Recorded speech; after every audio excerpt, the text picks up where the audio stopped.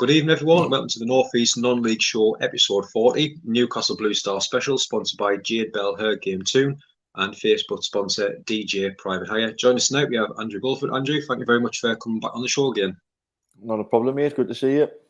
Excellent. Really looking forward to this one. I think as a non-league fan and watching on, it's always nice to see club having an aim and having a go at things, and I think that's exactly what Blue Star's doing at the moment, so I think there's lots to talk about as well. But I know last time on the show we kind of touched on Blue Star with you obviously just missing out on promotion, obviously the dodgy Lino decision that you touched on as well. But obviously looking forward now to the season and obviously promotion, you must be over the moon to say now that job's been done and back in the Northern League. Oh, definitely. I think it's more been a relief for everyone. Especially myself, has been myself, Ewan Anderson, Joe Walker, sort of been there from the start of it, about 4 years ago. And for me, it was just a big relief just to get there eventually. And it's obviously better to do it as champions as well. Nice little touch as well. And the club deserved it. Fair play to Burden because they pushed it all the way. It's a shame they can't come up with it, but I don't think they've got the ground spec to do it. But as a whole for the club, it was, I'd say, more relief because we knew we were going to get there. We should have been there the year before. Just to get it over the line and do it the right way as champions as well. Sort of the icing on the cake, really. No, really good. Like you said, going into last season, just missing out the year before, massive favourites to win the Northern Alliance. I bet every game, obviously, when the teams are coming up to play, it almost felt like a cuff out of them. Obviously, the big occasions and massive crowds. And is that how they felt playing in them games as well? Oh, it was. I mean, like, don't get us wrong, I didn't play in many. I was just there to help out at the start of the season. Yeah. I mean, you couldn't have written it with a young lad called Dan Walden, who's going to have a big future ahead of him. 2 minutes into the first game of the season, just puts his foot down on the floor, nothing, no tackle, no impact. Starts screaming, ACL got totally gone. So that's me. I've just sat down and get myself comfortable to watch the game, and then I filled in until we got a couple more lads in, and we've certainly done that in young Dan Lannon and Nelson as well. Yeah, really well. Like you say, you played a massive part on and off the field, scoring goals when needed as well, and obviously winning some good games. But as you mentioned, how good was it to be crowd champions and promotion to the Northern League, just for yourself back in the Northern League after your history that you've had with the division as well? Well, it wasn't just a first for me winning the Lions; it was a first for a lot of the lads as well. I mean, I put a little thing on Facebook. I won my first ever trophy was the Northern League Second Division, and it was actually with Gary Ormson, and that was going to be my last trophy I'd won as a player, and it was with Gary as well. So that was a nice little touch as well. It's winning it as well gives it a lot of good experience for the young lads in the team as well. They've experienced a lot of pressure last year from all the other clubs, like you mentioned there. Every game was a cup final for them. Well, actually, to be honest with you, away record was better than the home record. I think it's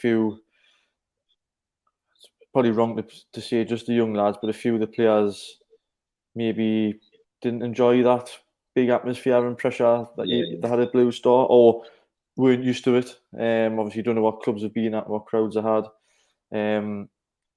But since the season's finished and the pre-season, the 2 games we've had, things certainly seem to have changed in that respect. And there's another big crowd there on Tuesday, and the lads look a lot more relaxed in front of that atmosphere and that big crowd. I mean, the ground changes every day as well, so you'll be there one day and you'll come and there'll be something else built up and change. I mean, that year, especially going as champions and having teams coming, like playing was like their cup final home and away, is the pressure, the expectations give the lads a lot of experience, a valuable experience as well, because I mean, we don't just want to stop winning the Northern Alliance. You know, we've got plans and ambitions to go a lot higher and win a lot more stuff, and they've already got that experience in the bag now at a very young age. Definitely. And you mentioned, obviously, since the club reformed back in 2018, it's been a great few years. I mean, the youth teams, the clubhouse, the ground just runs so professional now, and so many people working hard. It must be nice seeing everyone, obviously, being involved in that club, from people working behind the bar, the groundsmen, people putting things up, as you say, around the ground. But everyone involved in that promotion, as you say, a huge relief, but nice for them to feel it as well. And obviously going up the Northern League, and as you say, it aims to go higher as well. No, definitely, and they deserve it. I mean, the position I'm in and experience I've had at other clubs, I know what goes on behind the scenes. And fair play to Bestie, because I mean, without him, none of this happens. Yeah. The poor bloke's chairman, owner, and he's there more than anybody else. He's building things, he's cutting the pitch, and you know, it's the least they deserve. I mean, the setup they put up for the lads as well when we won it was unbelievable. I've seen nothing like it. That literally built a whole sort of new stand out of porta cabins like the start. They put a full sort of like, best way to describe it, like a Wembley arena sort of type thing at the top. And everything else they had in place was just spectacular. They got two of the old Blue Star players in Ian Crumpton and Paul Dixon, who I know very well. Just all them little touches, you know, they didn't have to do that. Got a T-shirt with like changed the Blue Star to a Gold Star. All these things, you know, we weren't expecting, and they were there, and it just adds them extra special touches. And you know, just seeing everybody who've been involved in all the hard work get what they deserve, it's, you know, it's nice to see. And like I said, for me, it was sort of relief. You know, I came here 4 years ago to get them up that season. 4 years, obviously, COVID doesn't help and everything else. But like 4 years later, I've eventually got there, helped the club get there. Sorry, so it's sort of a mission accomplished for me as well. No, it's fantastic, it really is. And touching now onto the summer, and obviously the season ends, and I know we've just been chatting before the show, and as I imagine I bet it's been absolutely non-stop. Northern League, obviously, it was always the plan, so everything I'd imagine has been worked on over the past kind of few weeks to prepare for the league. And like you said, it's just been non-stop every time you've been there, hasn't it? I mean, to be honest with you, it's been quite a relaxed pre-season. You know, we put the squad together with the intention of being a Northern League team, not a Northern Lions team. Yeah. We haven't had to do much work in regards of adding players to the squad. You know, we didn't want to go mad and bring 6, 7, 8, 9 players in. We knew we had a couple of young lads ready to step up, and they have done. Excuse me. We've brought about 3 or 4 players in on top of experience as well. Ben Hormison. We've just signed Dazar as well. I think what else? Lee Mason. Probably missing a couple of us as well off the top of my head, but just sensible signings. We knew we had a team capable of winning the second division in the Lions. So pre-season we started a bit later than everyone else, to be honest. You know, we weren't one of these crazy clubs at the beach 10 weeks before the season starts. We deliberately came back a little bit later, give the lads a bit more time at home and with the family. Went into pre-season quite relaxed, and the lads were a bit running before they came in. We wanted to spend more time on the ball and, you know, working on how we want to play and getting the lads used to each other and where they're going to fit in. So really quite a relaxed pre-season. Then obviously the Northern League schedule hits you. Not the start of August, end of I think it's something like 10 games we've got this month, which is another learning experience for a lot of the lads, because they've only played that Saturday thing in the Lions. Now it's they need to understand the dedication you really need in the Northern League to be playing them 2 games a week, and then in the summer 5 games a week. Oh, that's it, isn't it?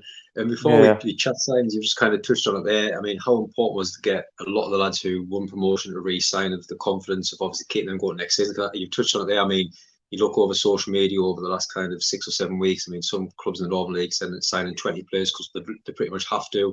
It just takes so long to gel. It's so important to keep, obviously, a winning team going up, but a lot of the lads staying as well, isn't it? Oh, definitely. I mean, it's a very easy mistake to make, and you know, me and Robin probably made that at Wickham. We went from a club which had nothing money-wise at all, but a really good group of lads, and managed to win promotion to the first division. Then we came across a bit of money, and probably got a bit excited, and we're bringing players in who really, if we used our experience, we should have known they weren't great fits for the club, and it backfired on us. We've not done that at Blue Star. I mean, Christ, look at the management team. We've got Boza, Cuggs and Bryce Smith. You know, there's there's a hell of a lot of experience there, and with a lot of years put together in the Northern League. So it was quite easy. Not easy is probably the wrong word. Like you said, relaxed discussions on what we needed, and Bry's on top of everything all the time. He sort of knew who we wanted, knew what we needed, and it was just a case of speaking to lads. As for lads going out, I think really it was only Luke Carr who moved on. And to be honest with you, he's happy to come back and help with if needed at the end of the season. He just wanted to test himself at that level, which is a bit easier now, with obviously teams in the area having to take that step up. There wasn't that many options in the past, so fair play to him wanting to test himself. But him moving on opens the door for someone else, and I mean in that forward positions we've got an abundance of players fighting for them spots. A few young lads coming through as well who are going to sit in and going to have to help out with the schedule we've got, but they'll do it. They're capable. They wouldn't be there if we didn't think that, because we've got a hell of a lot of trust in them. They'll make mistakes. We've all done that, myself included. Me, Brian, the management team will make mistakes as well, but keeping that, not really a coach, pretty much the whole squad together is great, because it was a great changing room and it's continued. It's like sort of one less thing to have to sort out. Yeah, a lot that you hear it all the time in podcasts where the change room manages itself, and ours does. It gives us a little bit of a less of a headache of things to deal with. So it's really, everything's positive at the minute. I mean, there's no doubt there'll be a problem in the future, but we'll be ready to deal with it. No, definitely. And I mean, like you say, the announcements of the signings on social media, which we're just talking about before the show as well, absolutely fantastic now at Blue Star. And obviously they liked coming in of Harvey Walsh, Paul Robinson, Ben Armisen, Michael Richardson, Lee Mason, and Callum Dobson. Obviously massive players coming in, but some great experience like Paul Robinson, fantastic player over the years. And how important obviously it was to bring them type of players in with the experience, like you say, with a lot of young lads there to try and push on now and possibly get promoted out of this league as well. It's not just for the young lads to learn. I'm learning off the lads that have came in as well. I'm not just learning off Brian, Cugs and Boza. There's Robbo and Gaz are older than me, and they're still playing. You know what I mean? I mean, Robbo's broke his arm actually pre-season against Sunderland, so we're missing him for a while. But just his presence in the ground and around the change room is a great help. And on the pitch at Sunderland, he was fantastic. I mean, if it wasn't for him looking older than he is, then the young lad he's playing against, technically wise, he was on the same level, if not better than a lot of them. Obviously, I've touched on Gaz. Gaz is just one of them. He'll not mind the seeing us one of them freaks who just probably play if he was 60-year-old, and he'd look exactly the same as he did when he does look exactly the same as he did when he's 18, actually. But no, it's what we wanted to do, and we know that from when we were players that you needed that core of experienced players around. And it doesn't matter how old they are, you know what I mean? If they're still doing what they do and they're clever players and they know how to adapt the game, it's great for us. And I mean, them older lads know they haven't got long left in the game, but if they can spend their last years bringing our young lads on, then it's all pluses for the Blue Star Football Club and the young lads. Oh, there's definitely. And speaking of training as well, obviously the pictures of Longstaff and Murphy come along. I mean, how good was that as yourself, obviously, with Newcastle United fan? But what was the buzz like around the place? And obviously the lads speaking to them, but it looked like they were really getting involved with it and enjoyed it as well. Oh, I mean, Sean and Matty actually were there the year before for as well. I think the main thing people need to understand is they're just normal lads. Yeah. Normal lads. And we kind of thank them enough for coming along, because it's great just for them to be there. The lads step it up a bit. I mean, I was tasked with doing the first running session when they came, and I didn't really have time to test it out, so I just went for it. And just happens that the times I was going off were Premier League times, and I mean, don't get us wrong, a couple of young lads pretty much hit the times. Obviously, Sean and Murphy were hitting them, but even them two turned around and said, that was a bit ropey, that like. So, but even seeing them in front of them, lads want to try and keep up with them. They want to try and test themselves with them. They took the time after the game. They actually worked on some stuff that Eddie Howe works on with Newcastle. Help understand how Newcastle do their press. We're showing the ways out of it. invaluable stuff. You know what I mean? Nobody else is getting that information, and that's something we're keen on doing at Blue Star is pressing. We want to entertain people and play on the front foot. But again, like, we can't thank the lads enough. And if it wasn't for people, how much they were in the limelight, you would just think they're normal lads. And you know, hats off to them. It's been a great experience, and hopefully they're there next year as well. Bring someone, 100%. bring Tunali and a couple of other lads along as well. Well, that's simple. Like you say, the pictures are getting shared out, and it's like people around the world. Oh, hold on, what's going on here? And it's just an extra follower on Twitter, an extra like on Facebook, but they add up, don't they? And it just helps the club even more on that side of things as well. Well, I mean, they don't have to do that. Like, we asked them, they said, look, we're totally fine if you didn't want to get the pictures on. Yeah. For example, you'll know have seen pictures, but my friend Adam Bartlett came along and done a session with the goalkeepers. Right. So, you know, he doesn't have to do that. They don't get much time off at all, really. He took the time to come along and work with the keepers, and I was talking to Sheep after, and he said the session was unbelievably serious, but I've learned more speaking with Adam 20 minutes or so after the training than I've probably learned my whole life off anybody. But that's just the caliber of lads they are.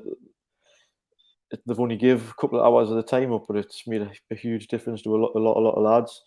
And they were happy to get the stuff put on social media. I mean, I was laughing at some of the fans who are a few Sonny's missing from a picnic who actually think it was genuine, but you know, it makes a big impact, not just for our club, but across the fan base. You know, seeing players willing to give that time up to help, which we are, just a grassroots team. Exactly, and there was some kids came down, the juniors who came to just watch the first team train a little bit, and the next thing they're getting pictures with Newcastle players and watching them actually train right in front of them. So such a little thing makes a huge impact on a lot of lives. Oh, fantastic, really good. And touching on kind of the pre-season and the games as well, obviously mixed bag results, which is always a pre-season, like I say, trying different things out. But how much have you enjoyed being a part of it? But obviously the coaching side more now.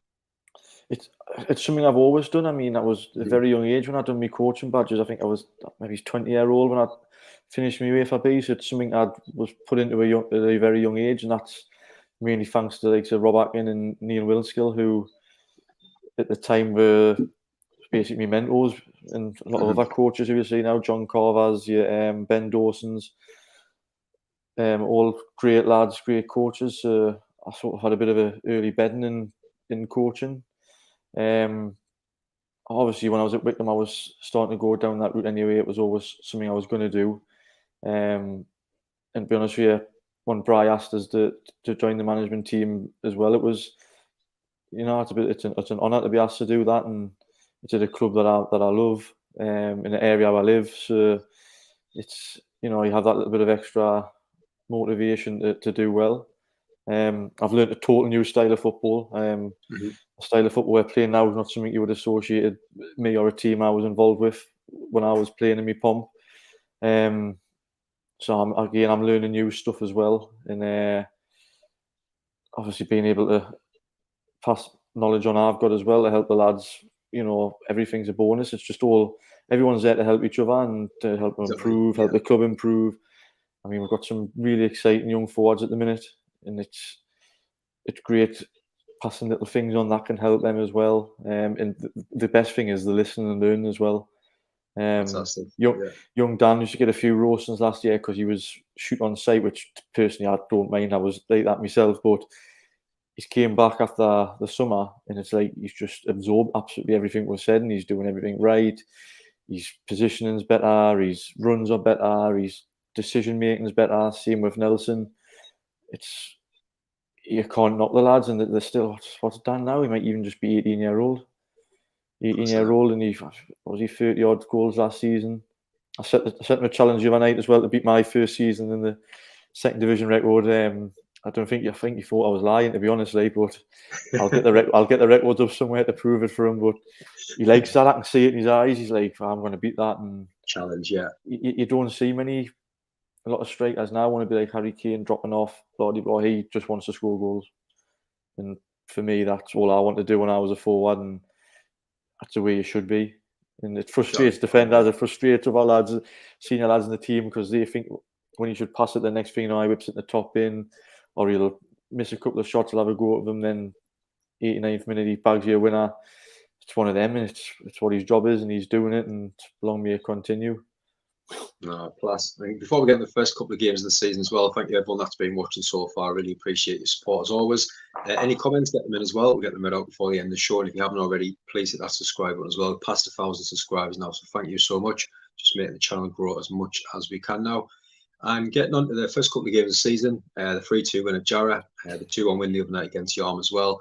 I mean, 2 wins, 2 games, good start of the season, isn't it? It's all you can ask for. We haven't played well in either one, in all fairness, definitely nowhere near where we will be at. But the good thing is we're winning the games. Yeah. We've come from behind twice, so we've got nothing to worry about character-wise. I mean, even when we went down on Tuesday night, I never really felt uncomfortable. I knew would come back and win it. I mean, don't get us wrong, Callum's had a fantastic game, made some great saves to keep winning it as well. And fair play to Yarm because they came and had a go, which didn't catch us by. Actually, probably did catch us by surprise a bit because we've played a full season where everybody was coming and sitting in, trying to catch her on the counter, and we were expecting a little bit more of that. But fair play to Yarm, they came and had a go. I don't think they could argue that we won the game eventually, but it certainly wasn't as comfortable as it should have been. But the good thing is, if we're winning, we've got that momentum and we can go to train and work on little things that we need to improve on.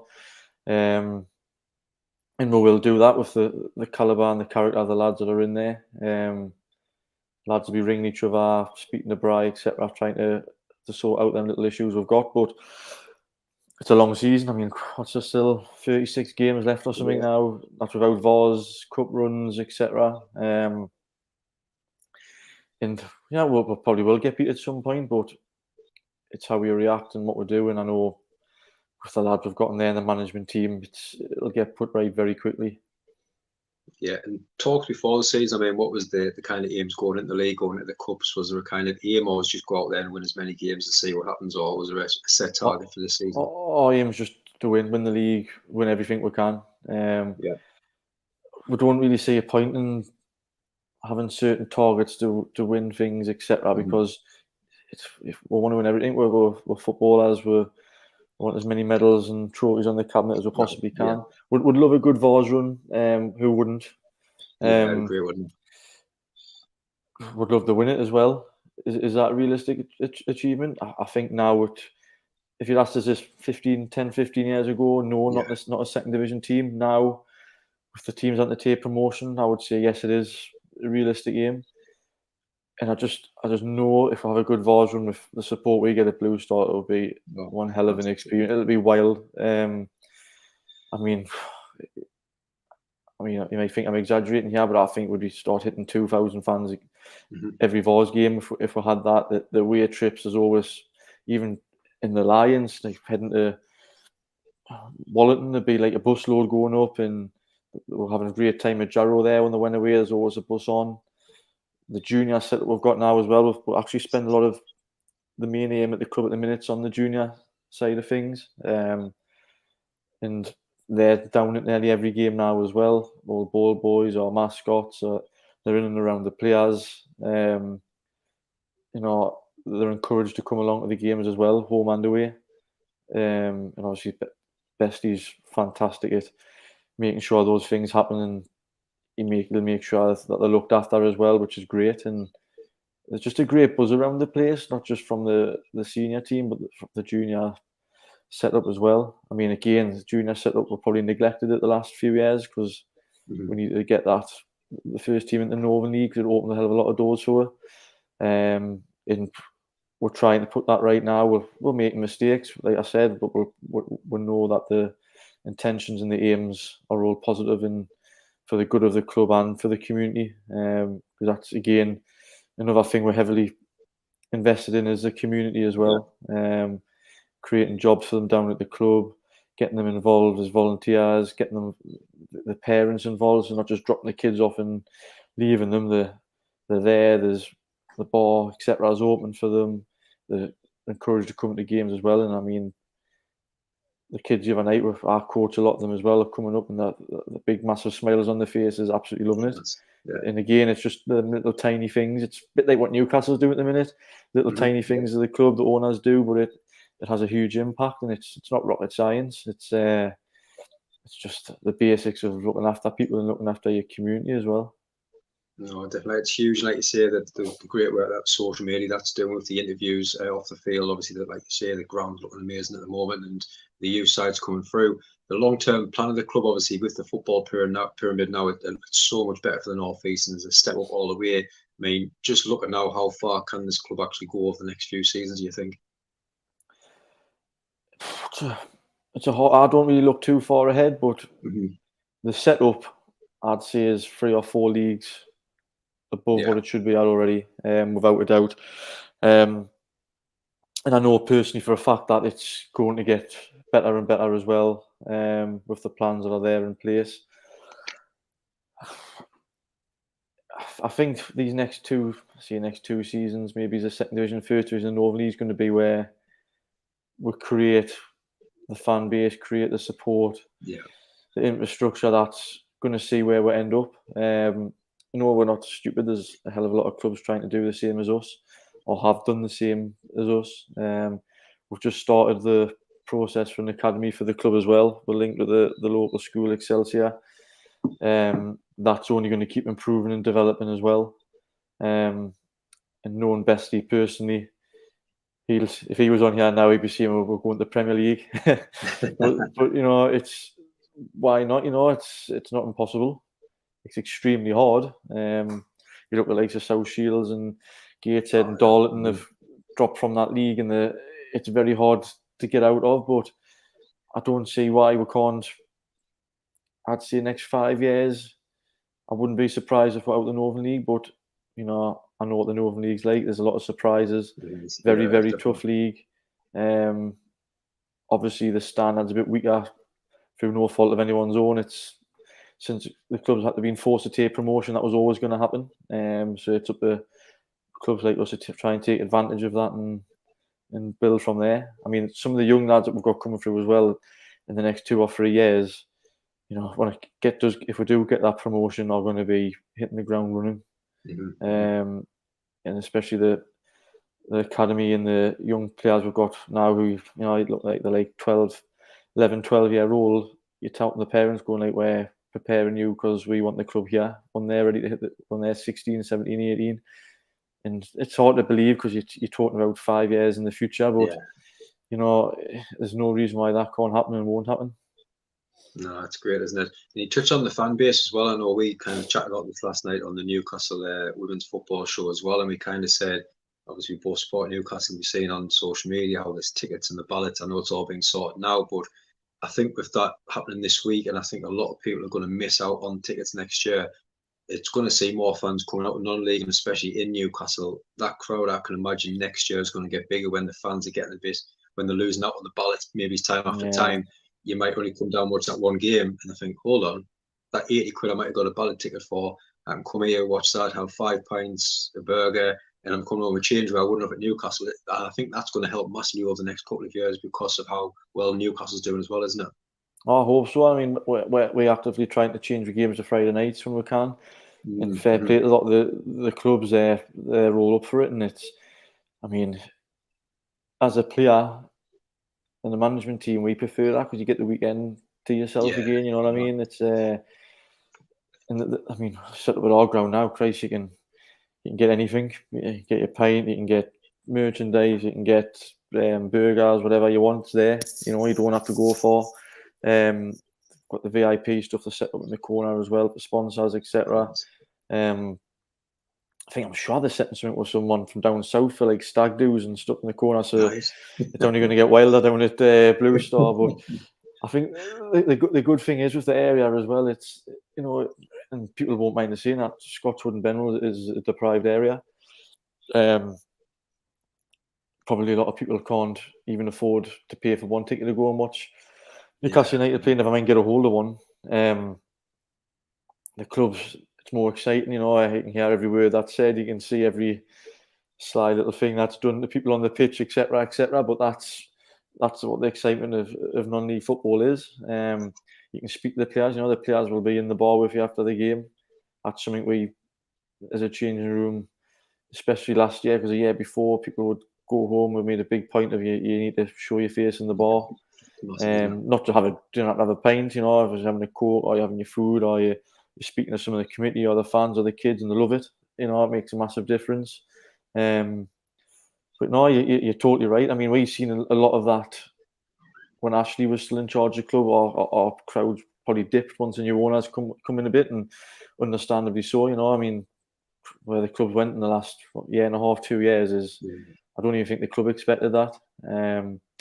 But no, we're looking to, we try to plan the games around Newcastle games now.